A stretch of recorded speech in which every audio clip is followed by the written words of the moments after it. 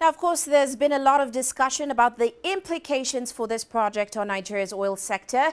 Well, let's delve into all that with NJ Ayuk. He's the executive chairman of the Africa Energy Chamber, and he's also an oil and gas lawyer. Great to have you on the show with us today, Mr. Ayuk. Now, let's start off with the fact that there's been a lot of excitement around the project, given its potential to transform Nigeria's energy landscape going forward. It has been touted as a game changer, a significant milestone for the country. But as a stakeholder in the industry, what is your assessment of the project in terms of its viability? This is huge. This is big. And again, it is a game changer. You've seen a country where it has been importing a lot of its petroleum products, a lot of money going outside, but producing a lot of oil and natural gas. Now Nigeria can actually see some breathing space and economic security coming into this country. Jobs will be created, an opportunity for small businesses, but also this also speaks to a larger context. When we let the private sector move in, when government step out of the way, private sector does produce, and Nigeria is going to see the benefits of this for many years to come. But bigger than Nigeria, all of Africa is going to see the benefits of this, and it's going to be very encouraging. Nobody ever thought this was going to be done, but it is happening right now in Nigeria. Now, I'd like to delve a little further under the surface because Dangote has said that his plant will supply its first product in July. But some in the industry seem to be skeptical about this. In fact, they say they haven't seen any visible commercial activity as yet. And they also don't expect any significant boost to fuel supply from this refinery in the next few months. What are your thoughts on those who say that? The doomsayer said this is not going to be done. The naysayer said NNPC would never provide the crude. NNPC has provided 300,000 barrels already to Dangote. That is going to happen. So I think rather than people continue to be negative, they have to look at the positive side of it. The contracts are there. The offtakes agreements are there. It is going to happen. And I think that most people are really, those who are upset, it comes from that segment that has benefited a lot from shipping crude from Europe into Nigeria, and Nigerians having to buy expensive petroleum products, and that. Of course, there's some people that are upset.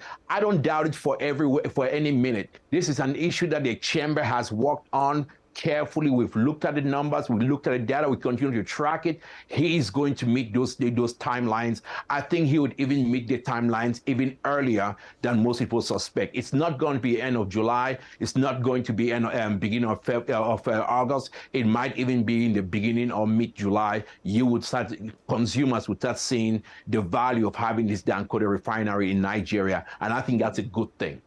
Well, I just have one more negative question, Mr. Ayuk, because the IMF itself has said that it doesn't see it reaching a third of that 650,000 barrels per day capacity by at least 2025. Are they right? Are you trying to say that this project is not going to face any roadblocks? And if it is, what sort of roadblocks or challenges could this refinery face going forward? The only roadblocks this project could face would be if politicians start to meddle into the running of a refinery. That's not going to happen because it's a private project and it's going to be run very well and decent. Issues around oil theft. It is not in an area where you're going to see oil theft like in the Niger Delta. It's in a secured, safe area. Distribution is going to happen very well. The IMF is dead wrong on this because you know what? This is going to deal with energy security. 200 million Nigerians in population, 650,000 barrels of crude being processed. It is going to deal with the country's energy security. But bigger than that, look at the neighboring countries. Cameroon, the refinery is dead. country is broke with no refineries. Look at Togo, Benin, and look at even Ghana. They are going to be importing so much, and even countries outside the Gulf of Guinea.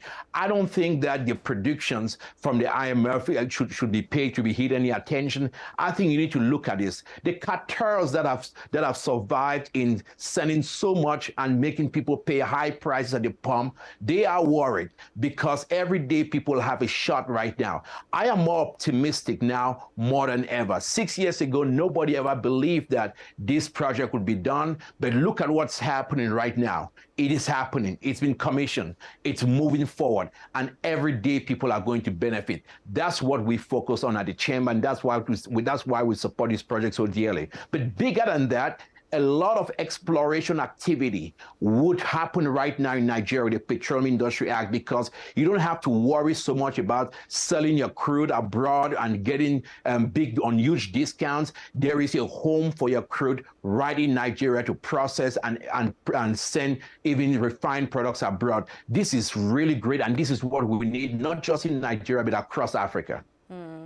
Now, you mentioned other refineries, and it is interesting because the recent launch of Dangote's refinery did revive those questions about the viability of other refineries in Nigeria. They're still costing the federal government at least 10 billion naira in expenses, just about $21 million. And that's despite not processing any crude oil in 2020 at all. Is it clear how productive those refineries are right now? Shut them down. The federal government should not be involved in refineries. They should not be running businesses. Government shouldn't be picking sides on losers and winners. The most important thing you have to look at is that the government comes in, create an enabling environment, and let business run this. And this is a classic example where government has failed. Those refineries that cannot survive have a lot of money being spent. They were not working. And even the ones that tried to survive, they had issues with maintenance. The African Refiners and Distributors Association estimated almost $15 billion to get them back to work. Right now, what would happen is that there is competition in the market. Free market enterprise still the best path to prosperity in the energy sector. So you're going to see those that have to have small, medium, and modular refineries, they would have to compete. They would have to produce clean fuels because they're good for the environment. They're good for consumers. And that is what is going to be needed across Nigeria and would expand it around Africa. So we're seeing cleaner, better, more affordable, and abundant energy for people in not just in Nigeria, but across Africa. And that's what is needed right now.